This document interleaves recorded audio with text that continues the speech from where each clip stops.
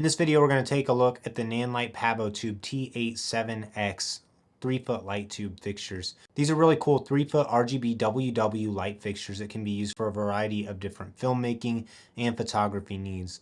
They're about the most affordable light tubes that you can get, although they're only 3 foot long. They look great whether you're using them to light your subject or if you're using them like I am to add some nice backlight or as a visual element in a video shoot as well. They're a great way to dress up a simple set and add a little bit of contrast and backlighting to your subject. You can also use them as a great key light or rim light for product photography by placing them above an item so that it makes a really neat shadowed look because it's such a directional angled look. The T87Xs are RGBWW, which means they support pretty much any color you want, and they can be set to any color temperature from 2700 all the way up to 5500 kelvins. These lights are a little bit more annoying to deal with and to rig up than some of the other light tubes that I've seen, but they're only $95, so you kind of deal with that for the cheaper price.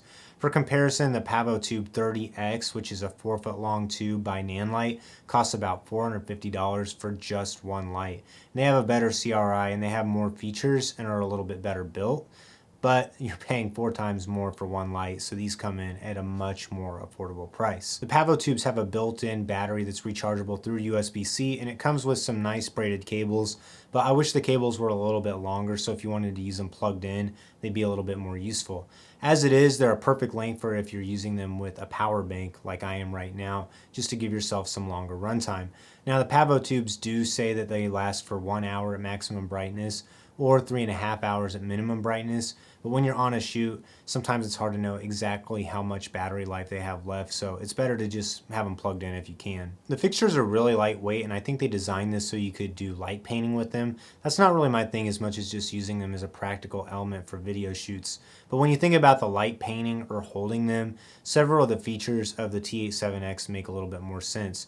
For one, the fact that they're so cheap means that if they're dropped or broken, it's not the end of the world because you can easily replace them with another one. One thing that's really annoying to deal with these is all the buttons to control it are on the bottom, and they have a handle on the bottom as well. So if you're holding them and using them as a prop, then your buttons are all directly underneath, which sounds great. But then your 1/4-20 mount for attaching them to a light stand or something like that is on the bottom too.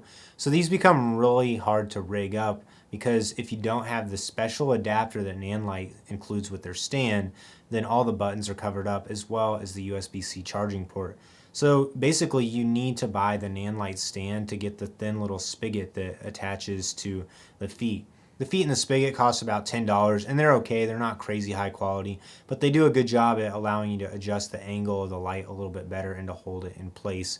And it gives you just enough clearance to fit the USB-C cable and to still be able to access all the buttons from underneath. My favorite way to control them is by using the Nanlite app through Bluetooth because you can make a fixture group and then you can set whatever color you want. You can also set different pixel effects and gradient effects on them, and all the pixels are kind of individually mappable. So that's all really nice and accessible through the app. Using the buttons on the bottom, you can cycle the different color temperatures, the different colors, and the brightness that these lights are, but it's a little bit more annoying to use because you have to actually pick up the light and press the button on the bottom to see what you're dealing with. So Bluetooth is really the best way to control these because you get a lot more parameters to choose from and you can match them at the same time without moving the lights from where you have them set. Another thing about the lights that I don't really like is they do feel really cheap when you hold them and pick them up.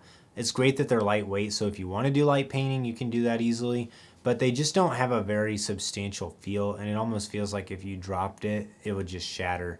I also don't really like the way that the grip looks on the bottom when you're using them standing up like I am now, but I usually just keep the grip out of the shot anyway, so it's really not a big deal. But if you wanted to have them in the back corner of a room and you wanted a straight light tube look with no handle in the shot, then these would be a little bit of a disappointment for that regard as well. Another thing about these that you have to deal with is they're a T8 size, which doesn't seem to be very common for light tubes. It seems like T12 and T10 are a lot more common, which means that you can actually buy these clips that they can snap into. I haven't been able to find any good T8 clips yet. If you've found some, leave a comment down below and I'll add them to the description of this video. But so far, the best mounting luck I've had with these is using them with the little floor stands and using them with the spigot adapter that Nanlite includes with the floor stand. Now personally, I would love to have some sort of stand that could get them a little bit higher off the ground. That way for my shot here, I could just have it going seamlessly all the way to the top of it, which you could put some books under them. There's a lot of different ways you can rig it up. but it's just not super easy to rig up. And I think that is probably the biggest defining feature of the T87X, is that it's a great value light. The quality of light is good.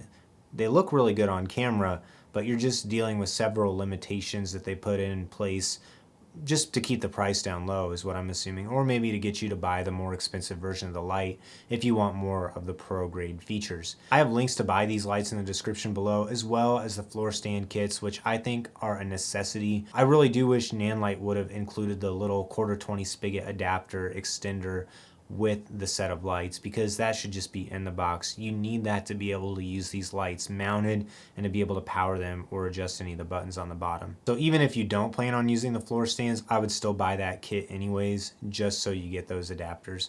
I would also recommend getting some cheap power banks with these, because then you can just tuck the battery underneath them and leave them running for an indefinite amount of time without being chained to a wall for power. Nanlite also has an $80 control bank, which acts as both a power bank and it gives you buttons that you can control the different features on this with. But I think if you're buying that for $80 and these cost $95, it just seems like a waste to me. And I would just save the money up to get one of the nicer Pavo tubes. But if you're just looking to get in the world of light tubes, or you just need a cheap starting setup, they look so good on camera and they're so cheap. So as long as you're willing to deal with some of the limitations, you can't have them up quite as high without stacking them on something, I would definitely recommend these, because the quality of light they put out is great. And they get really bright too. I think I'm running them at about 60% brightness right now, and it's probably brighter than it needs to be. It's probably washing me out with blue light at this point, but they look really cool. They're a great way to add a nice practical element to your videos, and I have links to buy these PavoTube T87X in the description below. If you enjoyed this video, give it a like and subscribe to my channel for more tech reviews. And if you have any questions about these lights, leave a comment down below and I'll do my best to answer them.